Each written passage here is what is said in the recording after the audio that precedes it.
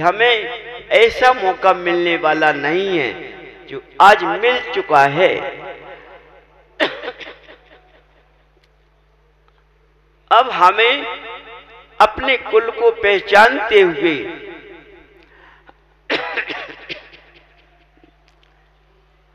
कुल को पहचानते हुए हमें जिनालय को प्रवेश करना है और जिनालय में जाकर के अपनी ज्योत को खोलना है। जहां से ज्योत खुल जाएगी जिनालय से, तो तुम हरे भरे हो जाओगे। समझो, तुम्हारा ज्ञान का चक्षु खुल जाएगा, अज्ञानता का पर्दा चला जाएगा।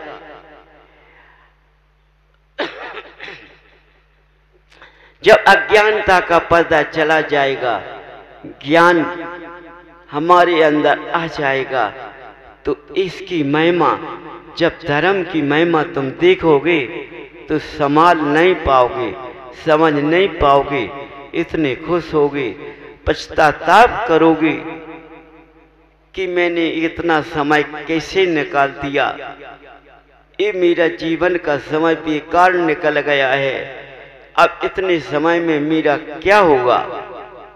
तो बंधु, इसमें घबराना नहीं है, इस छोटे समय में भी तुम्हारा कार्य बन जाएगा।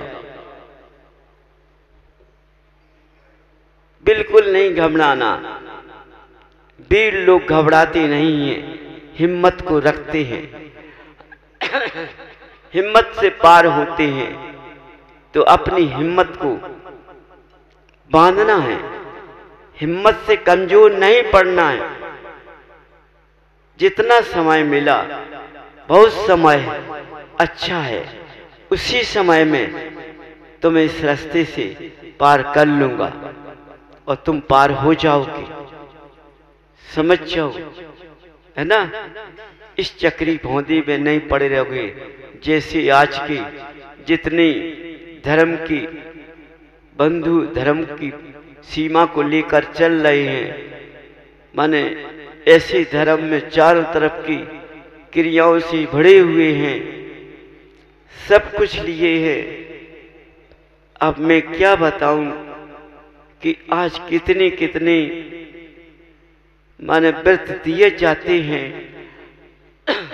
कितनी मालाएं दी जाती हैं, सब कुछ आज मनुष्य कर रहा है, चारों तरफ कर रहा है, और लेकिन कर तो रहा है, लेकिन उसका स्वभाव तो देखो कैसा है। उसका स्वभाव तो समझ में नहीं आता है। क्योंकि देखो, मावा है, दूध का मावा तैयार होता है, कितना कड़ा होता है तब भी मुलायम होता है। कितना भी कड़ा हो लेकिन दबाव तो दब जाता है। माने ज्ञानी पुरुष यदि ज्ञानी होते हैं तो उनके अंदर से हिंसा की वाणी नहीं निकलती है, अमृत वाणी निकलती है। निकल ही नहीं सकती है हिंसा की वाणी, अमृत वाणी निकलती है। विनय की वाणी निकलेगी, संयम की वाणी निकलेगी, ऐसी वाणी निकलना चालू हो जाती है। समझो बंधु, तो ये वाणी मनुष्य का क्या कर देती है, मनुष्य को फंसा देती है धर्म चक्र में। उस धर्म चक्र से मनुष्य का पिंड बड़ा सुंदर बन जाता है। समझो, क्रोध नहीं आता है, क्षमा पहुंच जाता है, क्षमा पहुंच जाता है। इन्हीं क्रियाओं से क्षमा आ जाएगा।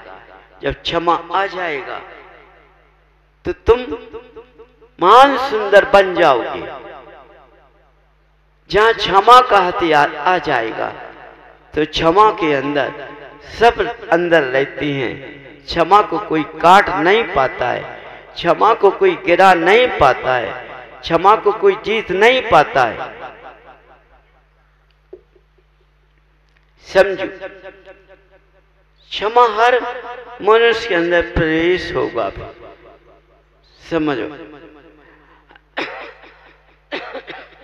जब प्रवेश होगा ये, तो क्षमा जहां होता है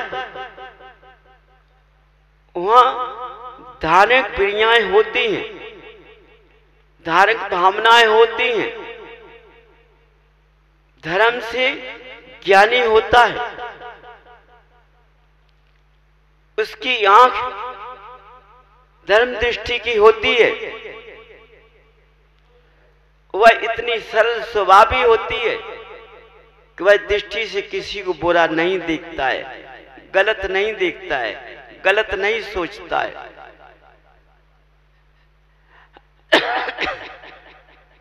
उसकी दृष्टि इतनी अच्छी हो जाती है, तभी क्षमा उसके अंदर पहुंच पाता है।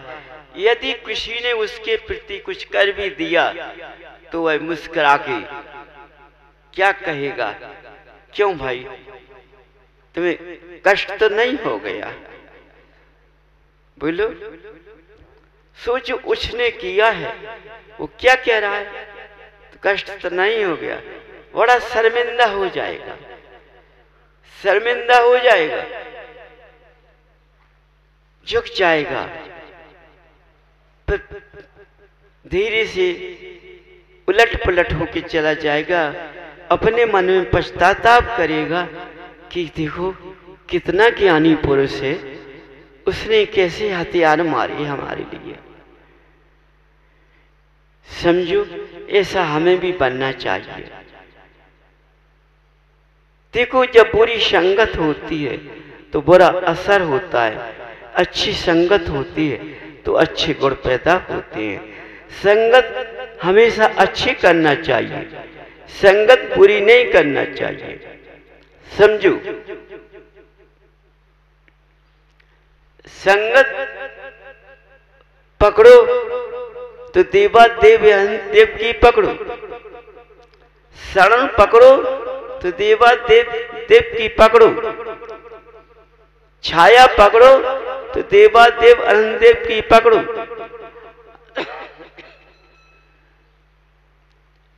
समझिए बंधुओं, देखो इनके मुकाबले तीन लोग कोई नहीं है। तुमने इनकी छाया पकड़ ली या इनका आसरा पकड़ लिया या इनके गुण तुमने ले लिए तो तुम बहुत महान हो जाओगे। संगत भरत क्षेत्र में आकर के अलग बुद्धि वालों से अपनी संगत नहीं करना। समझो, अज्ञानी लोग धर्म वाले हैं, उनसे नहीं करना। समझो, जो बगला भक्त होते हैं उनसे नहीं करना। आड़े ढाड़े तलक लगा लेते हैं और हो सकता है कि मंदिर के दरवाजे से प्रवेश करता है, इतना शोर बोलता हुआ जाता है कि हो सकता कि भगवान को अपने कान बंद करना पड़ेंगे, इतना चल जाता है। मानो तुम समझो तो सारा भक्त, सबसे ज्यादा भक्त यही जीव है, इससे कोई बड़ा जीव नहीं है। सोचो, उन्हें सारा मंदिर जगा दिया है ना, लेकिन स्वयं नहीं जाग रहा है, स्वयं की बुद्धि में कुछ ठस नहीं रहा है। तो ऐसे मनुष्यों से हमेशा दूर रहना। यदि पास में रहते हो तो अपनी शिक्षा को जमाना, उसी शिक्षा को तुम नहीं ले लेना। हाँ, तारीफ जब होती है उसको अपने बसी में कर लो। देखो, तुम्हारे यहाँ आकर के पारस ने के अंदर जो गुण है, उन्होंने अपने गुणों में तुम्हें बस में किया है, तुम्हारे बस में वो नहीं होंगे। सबको ने अपने बस में कर लिया है, व्यंतरों को भी उन्होंने अपने बसीभूत कर लिया है। समझो, व्यंतरों को अपने बसीभूत कर लिया है, माने देवों को उनको कभी मानचूर करके उनको क्षण में लौटा दिया है। उन्होंने हर कला से हर जीव को रास्ते पर लगाकर भगवान की शरण में सबको लौटा दिया। तो देखो बंधुओं, बड़ा अपना देखो अपना जीवन काल कैसे संभालना है, अपने परिवार को कैसा संभालना है, कैसा लेकर चलना है।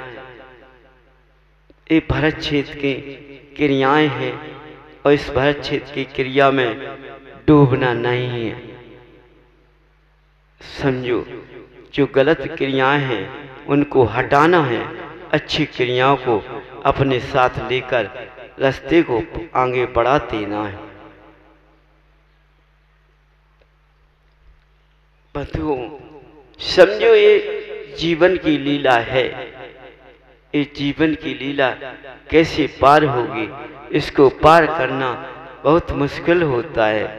जैसे सागर का जल की गहराई होती है, ऐसे मनुष्य के जीवन की गहराई है। समझो, जीवन का पता नहीं है कि इसमें कितनी गहराई है, इसका कोई पता नहीं है। इसलिए इस गहराई को नहीं देखना है, लेकिन अपना कार्य करना है। गहराई के चक्कर में नहीं पड़ना है, क्योंकि मनुष्य के अंदर इतनी गहराई होती है तो उसकी सीमा कोई पकड़ नहीं सकता है।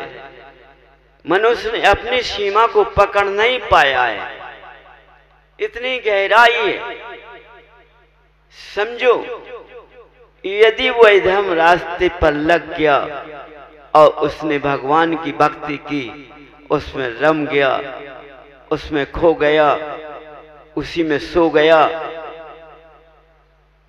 तो इतने अंदर से उसके अंदर की ज्वाला प्रकट हो जाएगी, ज्ञान की उपलब्धि पैदा हो जाएगी और ज्ञान के अणु अपने आप पैदा हो जाएंगे। इतना ज्ञानी पुरुष बन जाएगा वो, जैसे उसने जाने कितने शास्त्र पढ़ लिए हों। समझो बंधुओं, देखो शास्त्र के पढ़ना फिर उसके हिसाब से चलना अलग बात होती है। जो भक्ति रूपी रस से जो ज्ञान की उपलब्धि पैदा होती है, उसका काट कोई कर नहीं सकता है। पुस्तक तो काट हो सकता है, क्योंकि हर मनुष्य पुस्तक को पढ़ सकता है, पढ़ता है, उससे तुम्हारे एक दूसरे काट हो जाएंगे। लेकिन जब मैंने पुस्तक से पढ़कर कोई वाणी को नहीं बिखेरा है और भगवान की भक्ति के द्वारा जो वाणी खिरी हुई है, उसको कोई इस भरत भूमि पर काटने वाला नहीं है। कितने भी विद्वान हो जाएं, एक भी शब्द उसको काटने का मौका नहीं मिलेगा। वह सोचने का प्रयास करे कि मैं इस शब्द को काट लूं, जहां उस शब्द पे पहुंचेगा तो अचंभा सा रह जाएगा, उसको मौका नहीं मिलेगा। समझो, कितना भी कोई प्रयास करे, वाणी वो निकलेगी कि स्वयं दंग रह जाओगे। तो देखो भाई बंधु, अपने ज्ञान के हिसाब से चलना है, मनमानी ज्ञान से नहीं चलना है। अपने ज्ञान से जो ओवजता है, समझो ओवजता है, जवा कैसा बोया जाता है, समझिए जवा का ज्ञान कैसे उपजता है। उसी तरह से ये ज्ञान उपजता है। जब ये उपज जाता है, ये जब वाणी की निकलती है तो अच्छे इस वाणी को काटने में थर्रा जाएंगे। समझिए, ऐसा हर शब्द निकलता जाएगा कि मैं कब काटने का मौका सोचूं, लेकिन काटने का मौका नहीं मिलेगा उसको, क्योंकि ये वाणी सब पे निकलती है, एक पे नहीं निकलती है। समझिए जी, हर जीव पर वास करती है। ये भर क्षेत्र में पहुंचेगी, चारों तरफ सब पर लागू हो जाएगी। अभी भी तुम लोग कहती हो तो इससे पानी हम पर निकल रही है। दूसरा मनुष्य कहता है ऐसा लगता है साक्षात तुझे हमारी बात कर रहे हैं। समझो, समोषण सभा का यही महत्व होता है। समोषण में जो वाणी खिलती है, चारों तरफ फैल जाती है और वाणी हर जीव के ऊपर पहुंचती है। वह जीव जब समझता है कि वाणी मुझ पर आ चुकी है तो उसका सुधार होने लगता है। इसलिए ये भर क्षेत्र के अंदर कोने कोने पर एक बाड़ी पहुंचेगी और सब जाग जाएंगे सोते हुए और रास्ते में लगेंगे। अपने आप बंधुओं, तुम सोचो कि हम किसी के घर घर जाएं, तुमने बुलाया हम तुम्हारे घर जाएं, तो ऐसा नहीं हो सकता है, नहीं ऐसा सीखा है। जब पर्स का घोलना कहीं जाता है तो मनुष्य कहते हैं चाचा जी मेरे यहाँ चलना, तो पर्स का घोलना बोलता है भाई मेरे लिए अभी समय नहीं है, साफ मना कर देता है। उसको ये नहीं लगता है कि इनको बुरा लगा है कि भला लगा है, क्योंकि उसने कटु शब्द से नहीं बोला है, उसने अपने धर्म चक्र के महत्व से बोला है। हमारा एक स्थान है, यदि आप वहां जाओ सब लोग आ जाओ। यदि मैं घर घर बैठने जाऊंगा तो पूरा समय इसी में निकल जाएगा और हम कैसे बन जाएंगे, हमारा क्या हो जाएगा, हमारा धर्म चक्र का समूह कैसा हो जाएगा, फीका फीका हो जाएगा। नहीं, मैं नहीं जा सकता हूँ। कोई कितना भी प्रयास कर लेता है लेकिन बहुत मुश्किल से है कि वो निकल जाए कहीं से। कितने लोग उसके साथ दूसरों का जरा आप रास्ते से निकलना है, वो कहता है रास्ते से निकलना तो है। मनुष्य कहता है केवल 2 मिनट, अरे गाड़ी से उतरने में तो 5 मिनट लगते हैं, 2 मिनट में क्या होगा। फिर तुम्हारे घर जाएंगे, अपने ज्ञान चक्र में झूमने लगेंगे। रोकने वाले जिन्होंने रोका है, अभी तक मनुष्य को आने में रोका है, हमें उनकी कोई जरूरत नहीं पड़ेगी। समझो, इस धर्म चक्र से चारों तरफ से वही जीव किसी की बात को नहीं मानेगा और इस रास्ते पे आ जाएगा। तुम सोचते होगे कि इस नगर में आते हैं, ये पूरे भरत क्षेत्र का कैसे कर लेंगे, पर इसके अंदर बहुत कलाएं हैं, वे ऐसे सब एक साथ कर लेंगे